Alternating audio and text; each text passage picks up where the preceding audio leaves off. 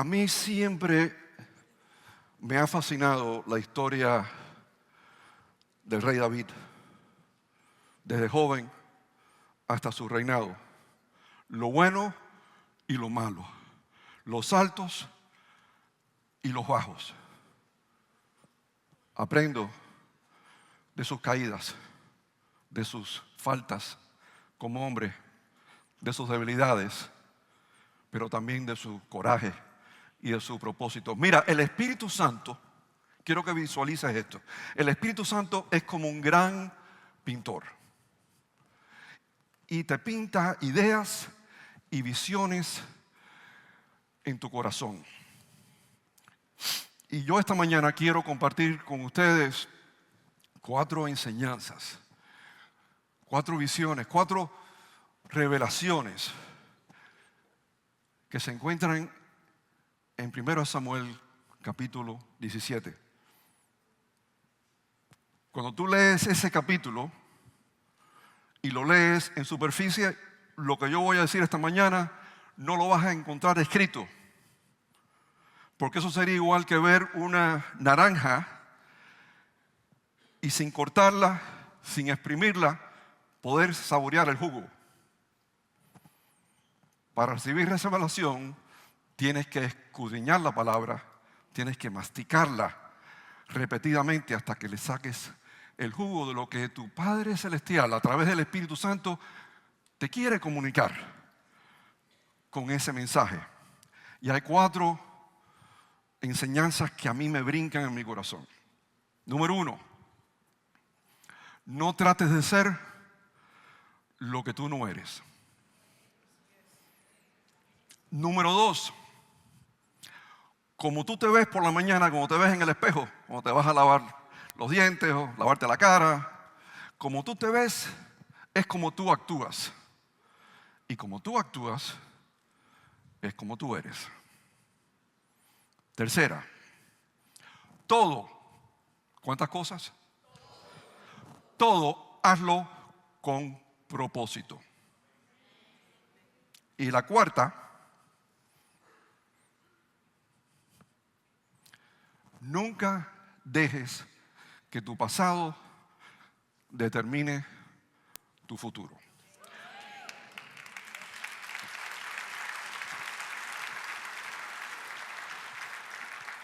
En esta última, yo quiero que ustedes sepan que el miércoles, cuando tuve la oportunidad, mi esposa y yo, Daisy, que está conmigo aquí, ella por cierto, ella es la que me viste. ¿Qué le parece? Como...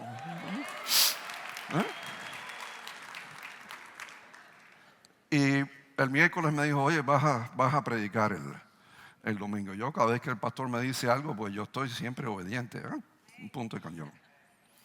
Para nosotros los cristianos, la historia de David es muy importante porque está conectado por sangre con Cristo Jesús. En el libro de Romanos, capítulo 1, versículo 3, dice, Cristo Jesús tiene linaje con David según la carne. Hay una escritura donde hay un ciego mendigando a lo largo de un camino en el pueblo de Jericó. El ciego oye un tumulto, había ruido, pero no sabía lo que estaba pasando. Y pregunta, ¿qué está pasando? Y le dice a la gente, está pasando Jesús el Nazareno. Y él grita en fe, Jesús, hijo de David, ten misericordia de mí. Mira, déjame explicarte. Yo estoy aquí, tiempo de David,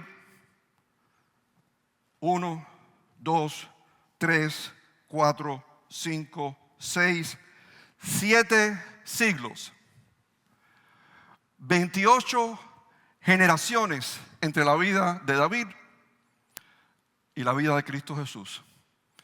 Pero una cosa que yo estoy seguro, sin excepción, aquí cada uno de ustedes, antes de haber tocado tierra fértil en Alfa y Omega, a través de una abuela, un abuelo, un padre, una madre, en la escuela, un amigo, una amistad, les habló antes de llegar aquí en algún momento en su infancia o de adultos sobre la batalla de David contra Goliat. Y no importa si eres de tercera edad, si eres joven, cristiano, católico, hebreo, hindú, agnóstico, ateo, en la historia del mundo no ha habido un enfrentamiento, una batalla, un conflicto más conocido, del cual más se ha escrito, que la batalla entre David y Goliat. Un enfrentamiento entre un guerrero, campeón de los filisteos, un gigante entre los hombres, un gigante que fue vencido por un improbable e imprevisto vencedor. David fue escogido a ser rey por Jehová. Pero Dios no le puso una corona a David. Dios no lo vistió de rey.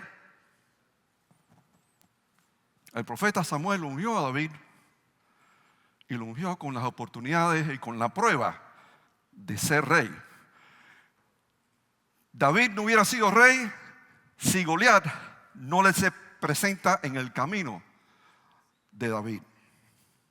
Yo no sé qué gigante tú estás enfrentando en estos momentos en tu vida. Yo no sé qué adversidad algunos de ustedes están luchando, qué pruebas están pasando. Estoy seguro que algunos vayas en una situación económica, vayas perdido tu trabajo, las puertas se te cierran, personas en las cuales dependías no te han salido a frente. Por primera vez estás pensando que no sabes cómo vas a pagar la renta este mes y te empieza a quitar el sueño y la paz que tenías en tu corazón. Vas en un tema inmigratorio, tus trámites de residencia no te han llegado, se te venció la visa o peor aún te acaba de llamar tu abogado para decirte que hay una orden de deportación. Vaya, es un tema de salud, recibiste un diagnóstico que encontraron células cancerosas en tu cuerpo. No todo el mundo tiene la fe del centurión o la fe del italiano que estaba aquí el domingo pasado. ¿Se recuerdan el italiano Ricardo Grosso? Que le habló a la adversidad, dijo: tu palabra, Señor, es medicina a mi cuerpo y por tus llagas yo fui sanada. No todo el mundo somos así. A mucha gente cuando le dan ese diagnóstico van a Google, investigan y empiezan a preocuparse. Vaya, el problema tuyo es uno en tu hogar. Tienes problemas matrimoniales y no ves solución a la situación tuya. Lo que yo sí sé es esto, que si Cristo Jesús vive en tu corazón y tú vives en Él y tú descansas en Él, mientras más grande el gigante, mientras más grande la adversidad, mientras más difícil la prueba, yo les puedo garantizar que la victoria, la recompensa será tuya. Para la gloria y para la honra de Cristo Jesús. ¿Cuántos dicen amén? Así que esta mañana yo quiero compartir con ustedes estas revelaciones de leer el capítulo 1 de Samuel, capítulo 17. Y de nuevo, si ustedes lo leen cuando lleguen a la casa, van a pensar que yo le estoy haciendo una cuenta de hadas porque no van a ver. Esto no es como un bosquejo. Cuando viene al instituto bíblico y el bosquejo te lo mastica todo, tú lo lees y puedes tomar y después te hacen un examen y sacaste sobresaliente. No. Estos 4 mensajes son escudriñando la palabra, exprimiendo esa naranja. Esa naranja. Mira, la primera enseñanza es: no te desvíes de tu camino. Tienes que ser lo que tú eres. No trates de ser lo que es otras personas y no lo que tú eres. Nosotros vivimos un momento difíciles, particularmente para la juventud. ¿Ustedes se han pensado cuántos filtros y cuántos apps hay en el teléfono de uno para cambiar la realidad en una cosa que no es real? Han visto el poder de la inteligencia artificial a cambiar todo. Tu manera de hablar, tu manera de cantar, tu manera de lucir. Cada uno de nosotros, si tú lo crees, dice la palabra que fuimos creados de acuerdo a su imagen y semejanza. Nos dieron el regalo de dones específicos, singulares, únicos. Cada uno de nosotros. Mira, si tú tienes el don de cantar, canta. Si tú tienes el don de ser maestro, enseña. Estate fiel a lo que Dios te ha bendecido. Lo que ocurre es que en el camino de la vida van a haber miles de personas en tu trabajo, en tu familia, en los clubs, en las organizaciones, en congregaciones como estas, que te van a ver y algunos con muy buenas intenciones te van a aconsejar, te van a guiar para que tú cambies el rumbo de tu vida al que ellos quisieran seguir, no al que tú debes de tomar. Nosotros los padres muchas veces pecamos de eso. Vemos a nuestros hijos y queremos guiarlos a que ellos hagan algo que nosotros hubiéramos querido hacer en nuestra niñez o cuando éramos jóvenes adultos. No tuvimos la oportunidad y queremos vivir nuestras vidas a través de ellos, sin darnos cuenta que los dones de ellos no son los nuestros. Yo tengo 2 hijos que son completamente diferentes, 2 mundos aparte. Mi hija tiene 3 niñas, las 3 son bellas, pero las 3 son completamente diferentes. Mantente fiel a los dones que te ha dado el Señor. Pongan en la pantalla 1 Samuel capítulo 17, versículo 38. Y después al seguir ponen el 39 y 40. Cuando David se ofrece de voluntario a enfrentarse contra Goliat, lo llevan al rey Saúl para que el rey Saúl conozca cuál es el único muchacho, la única persona valiente a enfrentarse contra Goliat. Goliat por 40 días iba al campamento de Saúl, insultaba a los israelitas, le decía de todo. No puedo decir las palabras aquí porque me quitan el título de pastor. Los insultaba, ya se pueden imaginar. Y David fue el único. Llevan a David al rey Saúl. Saúl quería saber quién es este muchacho que se ha ofrecido a fajarse contra Goliat. ¿Y qué es lo que hace Saúl? Dice la palabra. El rey Saúl vistió a David con sus ropas, con buenas intenciones. No eran malas intenciones, eran buenas intenciones. Y puso sobre la cabeza de David un casco de bronce y lo armó con su coraza. ¿Cuántos padres aquí no tratan de darle su kit, su toolkit de herramientas a sus hijos? Es normal. Y eso es lo que estaba haciendo el rey Saúl. Pero esas no eran las herramientas de David. David en sabiduría hizo lo que un muchacho joven típicamente no haría, pero una sabiduría divina que viene de Dios. Y le dice David al rey Saúl: yo no puedo andar con esto. Y David se echó todo lo que le había puesto el rey, tomó su Honda, y la Honda, por cierto, no es un carro japonés, la Honda es un sling. Tomó su Honda y 5 piedras y procedió a enfrentarse con Goliat. Goliat, que venía con un escudero. Por cierto, a veces uno no piensa eso. Piensa que Goliat solamente venía armado. Goliat venía con un guardia, un escudero. Y Goliat procede a insultar a David. Insultó también al Dios de David. Y aquí es donde David hace una cosa que todo hombre y mujer de fe debe hacer enfrentando a su montaña, a su gigante. Declaró con su boca, confesó una cosa que yo siempre oigo y me orgullezco de mi hermano George Uzcategui cuando le habla a la adversidad, al gigante que tiene enfrente de él. Y le dice David a Goliat: filisteo incircunciso. Eso se lo añadí yo, no lo dice, pero eso se lo tiene que haber dicho.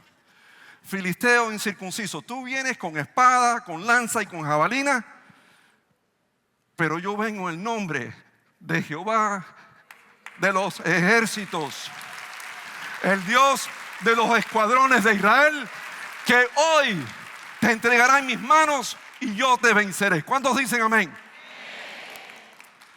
Tienes que ser auténtico, tienes que ser transparente.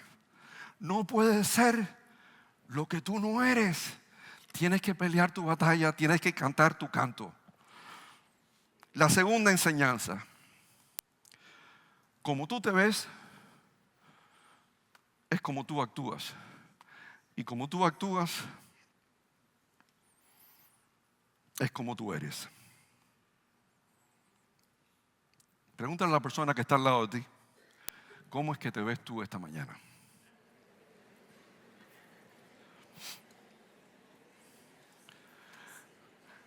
El rey Saúl veía a David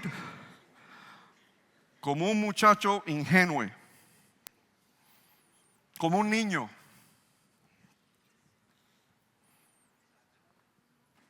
Veía a Goliat como un guerrero, como un campeón, como un heavyweight.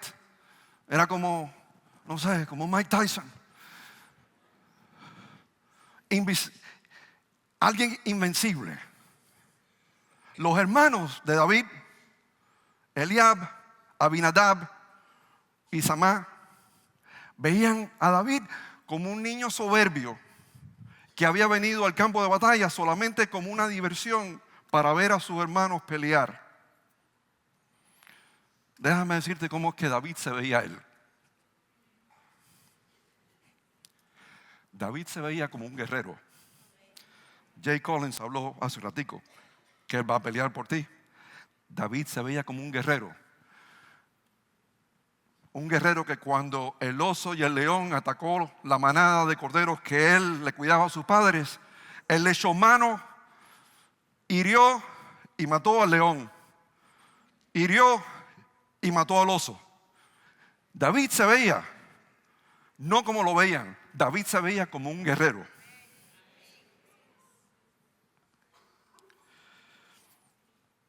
Cuando él va a Saúl, él le dice a Saúl: Jehová de los ejércitos, que me salvó de las garras del oso y del león, me salvará de las manos del filisteo.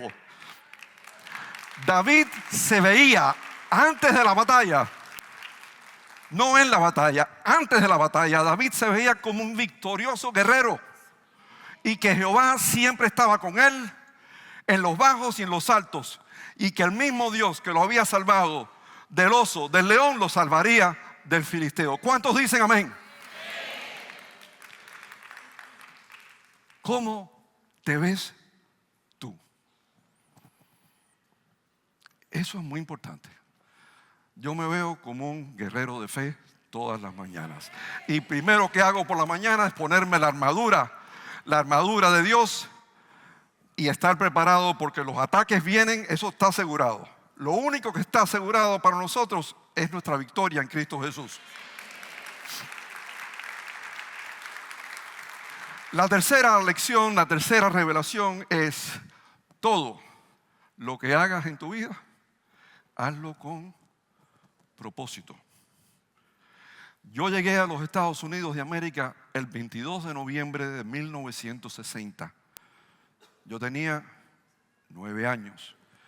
Llegamos aquí, mi padre, mi mamá y yo, con $5 en el bolsillo cada uno. Eso era todo lo que teníamos. A los 2 meses de estar aquí, mi padre empezó a trabajar para el Centro de Inteligencia Americano, pero no pagaba mucho. Nosotros vivíamos en una casita en la pequeña Habana, y para mí, lo que yo añoraba cada día era ir a la escuela, porque en la escuela podía desayunar y almorzar, porque en casa lo que había para cenar era la carne de refugio, que era una latica de Spam, y si hay alguien aquí de mi edad se recuerda de eso, leche en polvo y huevo en polvo. Mi mamá lo mezclaba el huevo en polvo y hacía revoltillo de huevo. Esa era la cena. A los 10 años mi papá me consigue un trabajo con el Miami News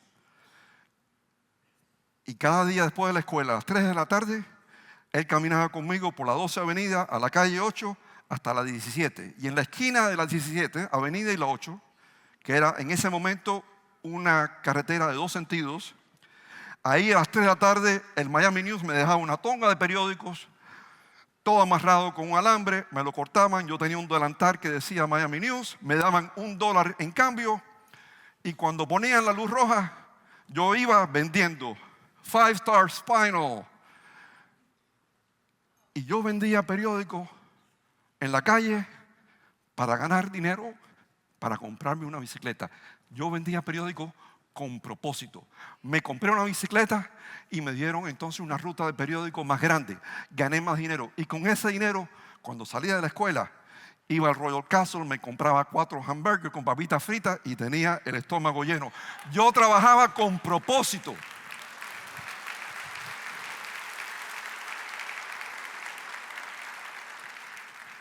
Y hoy en día yo camino por mi oficina, tenemos como 150 empleados aquí en Miami, y no dejo de asombrarme.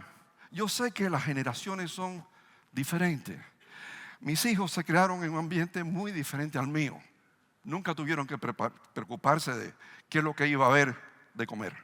Muy diferente.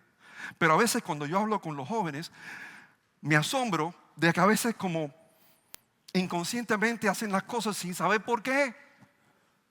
Como si estuvieran en autopilot. David peleó con propósito.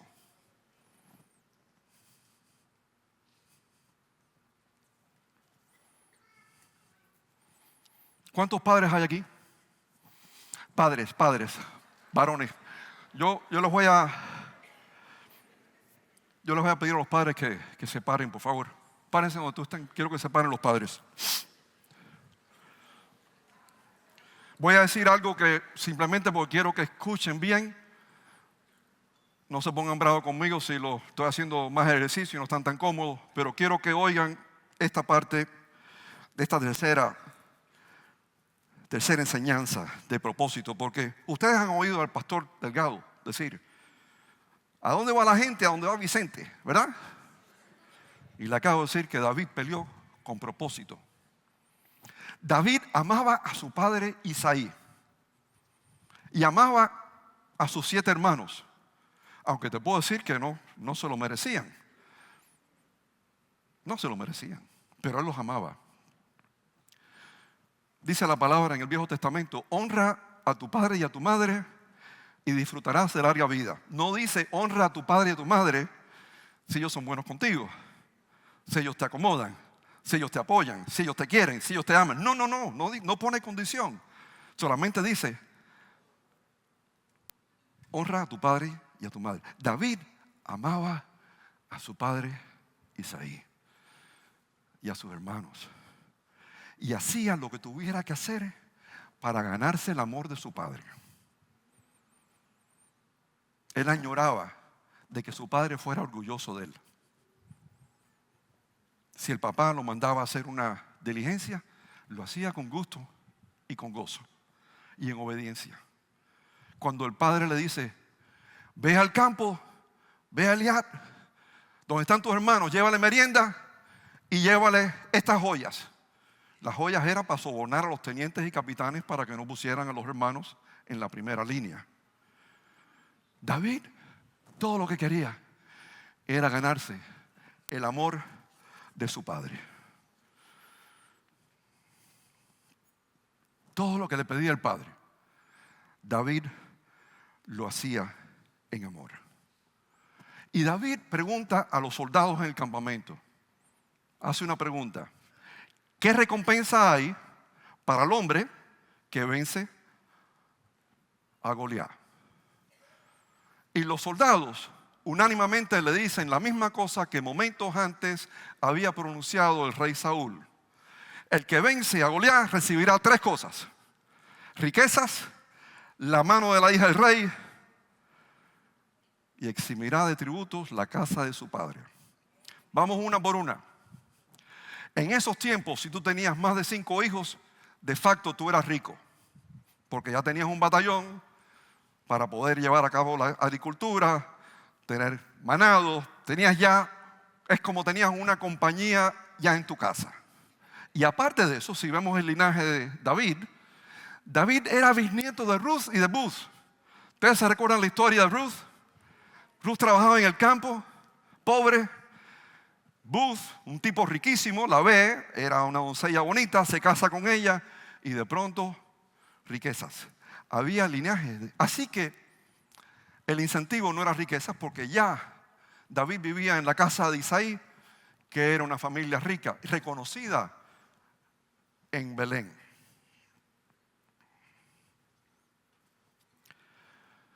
Dice las Escrituras en 1 Samuel capítulo 16 que David era rubio. Yo no sé tanto de esa zona del Medio Oriente, pero tengo que asumir que es como el Caribe, Latinoamérica. Ser rubio, eres diferente. Ojo claro, bien parecer. En otras palabras, David era un galán. Era un tipo que se veía bien, que llamaba la atención. En ningún lugar en la Biblia te hablan de la hija del rey Saúl. Así que las grandes probabilidades, David no necesitaba que le pusieran una piedra o que le dieran un blind date. No podemos descartar la hija del rey como un incentivo. Sin embargo, el que David pudiera darle a su padre, que nunca en su vida tendría que pagar impuestos al rey, eso sí fue el propósito de David. David peleó con propósito y con pasión. Y ustedes que están aquí parados, mis queridos varones y padres, solamente les pido que siempre inculquen en sus hijos la importancia de que siempre todo lo que vayan a hacer, que lo hagan con propósito y con pasión. Gloria al Padre. Se pueden sentar. Tengo una más. ¿Digo la cuarta o terminamos aquí? ¿Digo la cuarta o seguimos? ¿Digo la cuarta? Bueno, la cuarta es que no dejes que tu pasado determine tu futuro. Mira, el profeta Samuel fue enviado a Belén por Jehová, porque Jehová le dijo que allí estaría el próximo rey de Israel. Y Samuel va a la casa de Isaí. Isaí reúne a sus hijos y uno por uno Samuel entrevista a cada uno de los hijos, desde el mayor hasta el más pequeño. Y al terminar de entrevistar a los 7 muchachos, le dice el profeta Samuel a Isaí: mira, Isaías, aquí hay algo, yo no entiendo, pero ninguno de estos me registra como lo que yo estoy buscando. ¿Estás seguro que estos son todos? Y le dice ahí: no, hay uno más que está en el campo. Bueno, tráemelo. Venga acá, yo quiero hacer una pregunta. ¿Cuántos de ustedes han estado en una situación donde en tu familia hay una cena importante, hay una boda y tú no recibes invitación? O estás en el trabajo y el grupo de tus asociados y compañeros y compañeras van a almorzar o van a tener una cena y tú no recibes invitación. David fue excluido por su padre y por sus 7 hermanos.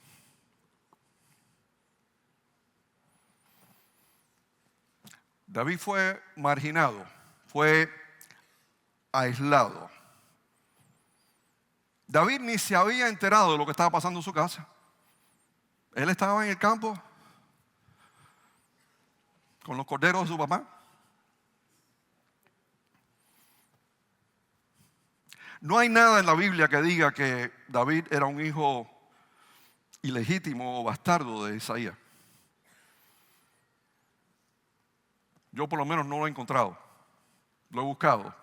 Porque me extraña que un padre tenga esa conducta hacia un hijo. No es lo normal. ¿verdad? Que tú trates a un hijo, tienes 8 y trates a uno completamente diferente.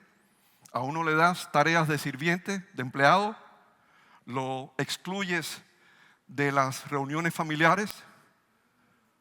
Ese hijo no es invitado. Si vamos al Salmo 51, versículo 5, a ver si lo puedes poner en la pantalla. Dice la palabra en Salmo 51, versículo 5. Y este es David, inspirado por el Espíritu Santo. He aquí en maldad he sido formado, y en pecado me concibió mi madre. Ahora, esto puede ser que se refería al pecado original. Así que yo no sé cuál fue el caso. Lo que sí puedo decirle, sin duda ninguna, es que David era tratado diferente a sus 7 hermanos. David era excluido, era marginado y era tratado en una manera despectiva. Sus 7 hermanos se burlaban de él, abusaban de él. Él era rubio, los otros 7 eran todos trigueños. ¿Quién sabe hasta qué punto David fue abusado por los hermanos? ¿Quién sabe?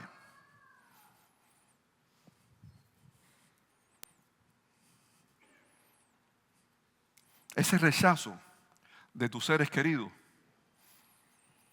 gracias al Señor, yo nunca he estado en esa situación. Pero se me parte el corazón pensar de un niño, de una niña, donde sus padres y sus hermanos lo rechacen de esta manera. Para mí es que David tenía que estar en tratamiento psiquiátrico porque le daban golpes por todos lados. Pero David nunca dejó que este trato a su persona, que este maltrato, que esta indiferencia, que este rechazo influyera en su carácter, en su actitud o en su perspectiva y amor hacia su padre y a sus hermanos. Si había un sentido de inferioridad en David, David lo superó. Si había un sentido de rechazo en David, David lo superó. Si había un sentido de soledad, de ser marginado, de ser aislado, David superó cada una de esas cosas. David no dejó que el maltrato influyera en su carácter hacia su padre, o la indiferencia le causara amargura y perspectiva, porque David sabía sobre todas las cosas que Jehová de los ejércitos siempre estaba con él. Amén.